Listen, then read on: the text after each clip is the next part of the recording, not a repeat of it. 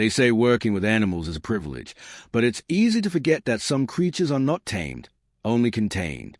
In the wild, they roam vast oceans, hunt with precision, and rule without mercy. Inside a tank, their world shrinks, but their instincts remain. On a cold February afternoon at a small marine park in British Columbia, a promising 20-year-old trainer found herself in the water with 3 orcas. At first, it looked like a playful accident, until the water churned and the true nature of these apex predators surfaced. Witnesses watched in shock as every escape was blocked, every breath stolen, and the minutes ticked toward an ending no one could stop. This is a story of the day captivity turned deadly, and of the first life claimed by an orca who would kill again. Keltie Byrne was the kind of person who made people believe in the beauty of the ocean. Born and raised in Canada, she had grown up with the icy waters of British Columbia in her blood. A natural athlete and competitive swimmer, she could cut through water as if it were part of her. By the time she turned 20, she was chasing a dream of becoming a marine biologist, studying at university while working part-time at a small marine park tucked along the Victoria waterfront, Sealand of the Pacific. Sealand wasn't SeaWorld. It didn't have towering stadiums or elaborate shows. Instead, it had something far more intimate and far more dangerous. Its main attraction was a trio of killer whales, Tilikum, a towering 12,000-pound male, Nootka 4, a dominant and unpredictable female, and Haida 2, younger but equally formidable. They performed together in a pool just 100 feet long and barely 35 feet across, a cramped, dark, frigid tank nothing like the endless expanse of the ocean. For visitors, the shows were thrilling, massive black and white bodies leaping from the water, spraying the crowd, showcasing the intelligence and power of these apex predators. But for trainers, the shows were also a gamble. Sealand had no in-water performances. Trainers worked from the platforms, careful to keep a safe distance. And there was a reason for that caution. Orcas at Sealand were unpredictable. More than once, trainers had been pulled or knocked into the water. Sometimes, the whales refused to let a trainer leave the pool. There were whispers that Tilikum, the largest of them all, had a darker streak, not malicious in the human sense, but wild, unpredictable, and entirely capable of overpowering anyone who entered his world. Keltie wasn't afraid. She was respected by her colleagues for her calmness around the animals, her strong swimming ability, and her quiet determination to earn their trust. She understood the danger, but believed in the bond between human and animal. What she didn't know was that the bond she thought she had was about to shatter. And on a cold afternoon in February 1991, one wrong step would place her at the mercy of 3 predators who had never truly been tamed. Once she was in the water, they would not let her go. On February 20th, 1991, the winter air clung to Victoria's waterfront, cold enough to sting the skin, but not enough to keep the crowd away. It was mid-afternoon at Sealand, and the final performance of the day was winding down. Families and tourists looked down into the small orca pool, watching the sleek black and white bodies circle lazily after their last set of tricks. On the platform stood Keltie Byrne, her wetsuit damp from the spray, her breath curling into the chilly air. She moved with the easy confidence of someone at home in this place, her eyes scanning the water as Tilikum, Nootka, and Haida swam below. The show was over. The orcas had earned their food. Trainers began to tidy the area as the crowd slowly thinned, chatter mixing with the sound of water lapping against concrete. Keltie stepped back toward the edge, maybe to collect equipment, maybe just to glance one more time at the whales she loved working with. And then it happened. Her foot slipped. The splash was sharp enough to cut through the noise of the park. At first, it drew only curious looks from the few guests still lingering in the stands. Trainers had fallen in before. It was rare, but it happened. Usually, the orcas drifted back while the trainer climbed out. But this time, the reaction was different. The water came alive. In an instant, Nootka and Haida closed in, their massive bodies gliding toward her. Witnesses later recalled seeing Keltie try to swim to the nearest platform, her arms cutting through the frigid water. But each time she neared the edge, one of the whales intercepted her, surfacing with a flash of teeth before sinking beneath her path. What began as what some thought was a game turned unsettlingly deliberate. The orcas moved with precision, one blocking, the other circling, their dark shapes shadowing her beneath the surface. In the crowd, voices rose from curiosity to concern to alarm. Trainers rushed along the platforms, yelling commands, extending poles, tossing life rings toward her. And then the water seemed to deepen. From the far side of the pool, a shape emerged, larger than the others, a black dorsal fin towering like a blade. Tilikum. At over 20 feet long and weighing more than 6 tons, he was the largest orca in captivity anywhere in the world. Until now, he had stayed back, watching. But then, he began to close the distance, his massive head breaking the surface, the cold Pacific light catching in his dark eyes. The crowd shouts blurred into the sound of water slapping against concrete, the air thick with panic. Keltie was still moving, still fighting toward the edge. But with each passing second, the space between her and the largest killer whale in the tank grew smaller. Then Tilikum came in from the shadows. The pool erupted in chaos. Water surged as all 3 orcas closed in, their sleek black backs slicing through the surface. Keltie's head broke the water, her face pale from the cold, eyes wide with terror. She swam hard toward the nearest platform, her arms straining, fingertips just inches from the edge, until a sudden rush of white water rose beside her. A massive body brushed past, cutting her off.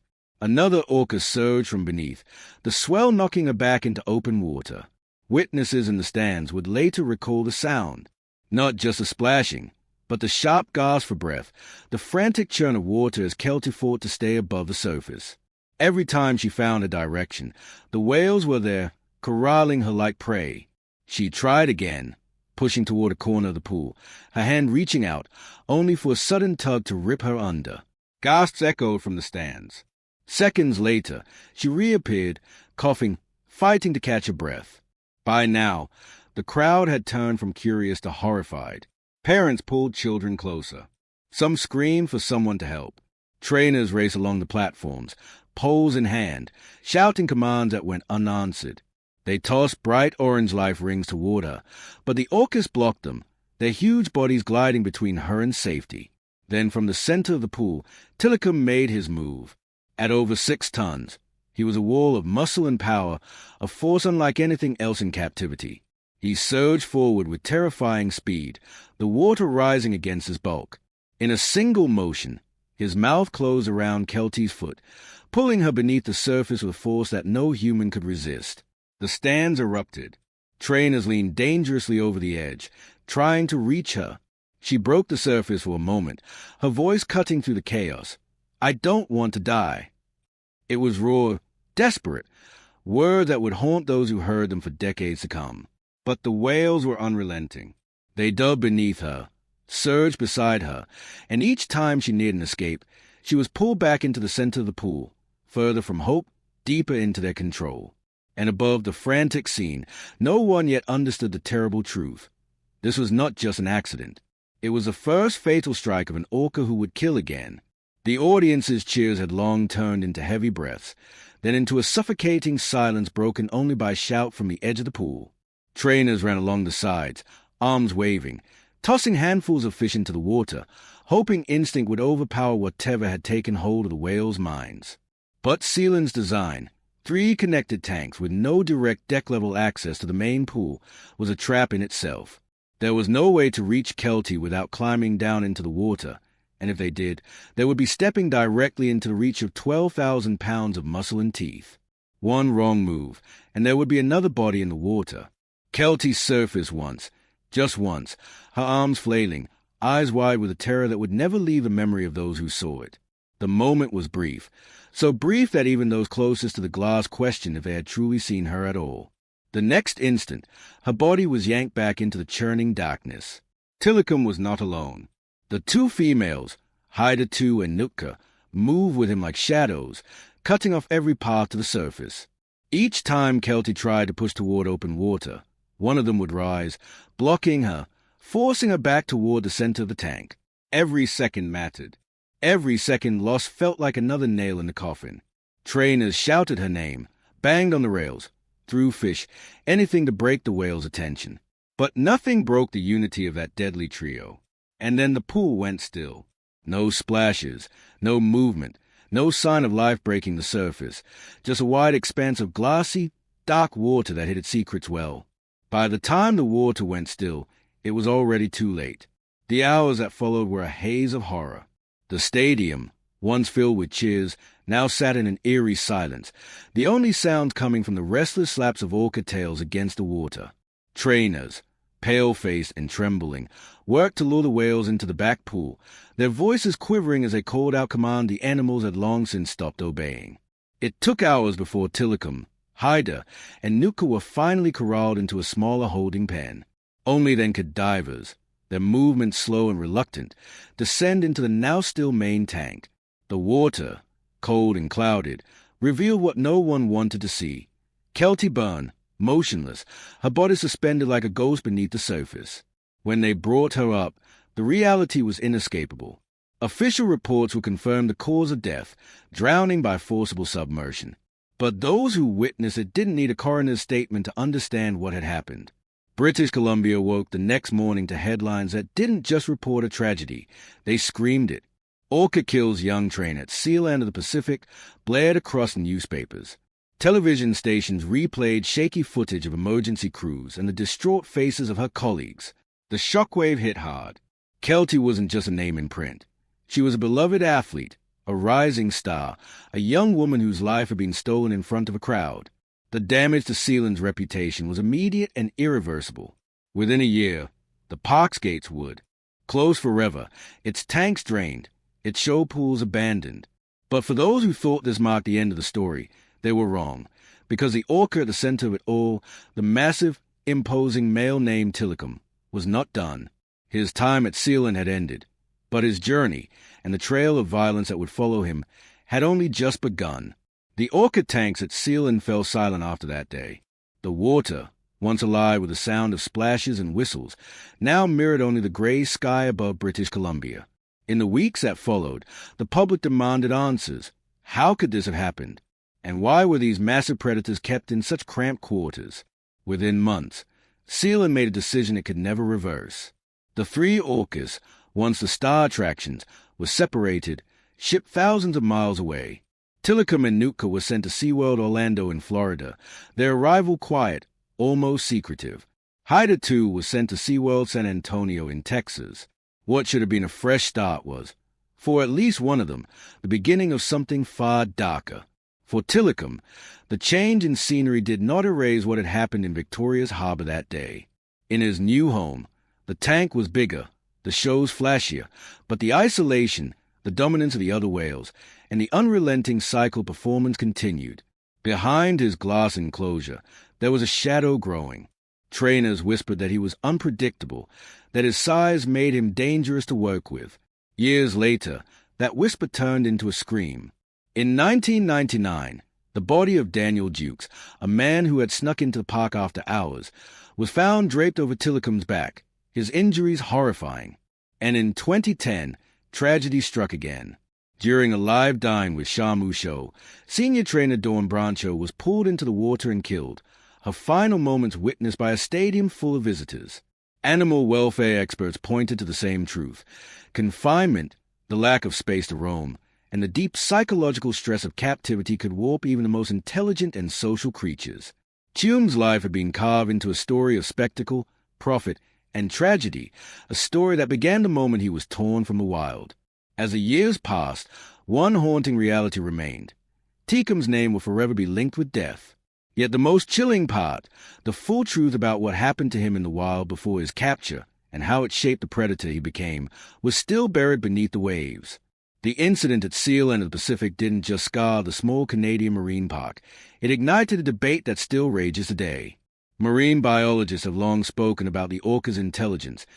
Dr. Paul Spung, a prominent researcher from British Columbia, once described them as thinking, feeling, socially complex beings, creatures that remember, grieve, and do not forget. Former trainers, in hindsight, have echoed those sentiments, admitting that years of forced performances, cramped spaces, and isolation from family pods may push these apex predators toward unpredictable, sometimes deadly behavior. In the wild, an orca's range can stretch hundreds of miles. In a concrete tank, that range shrinks to a fraction of percent. What is playful curiosity in the wild can turn into frustration behind glass walls. Dr. Naomi Rose, a marine mammal scientist, has stated publicly that no amount of human care can replace the freedom of the ocean. Her words hit even harder when we remember these are top predators weighing several tons, armed with intelligence and instinct that captivity can twist in dangerous ways. The moral dilemma cuts deep. Are we, in our fascination, guilty of building cages for minds too vast to be contained? And if we had truly listened, if the warning signs from February 20th, 1991 had been taken as the final alarm, with two more names, Daniel Jukes in 1999 and Dawn Bruno in 2010, still be alive today? History has a way of whispering before it screams, and when it comes to the legacy of Keltie Byrne, the question lingers like a shadow over every Orca tank in the world. Was her death the beginning of a lesson we refuse to learn? They say you can measure a life not by its length, but by the ripples it leaves behind. For those who knew Keltie Byrne, those ripples were endless. Friends remember a young woman whose laugh could cut through the cold Pacific air, whose gentle hands had soothed countless animals, and whose ambition burned bright in the dim corridors of Sea Land of the Pacific. She was more than a trainer. She was a bridge between worlds, believing that understanding could grow where fear lived. But her death was a fracture, a moment that should have rewritten history. Yet, as the years passed, the lessons blurred.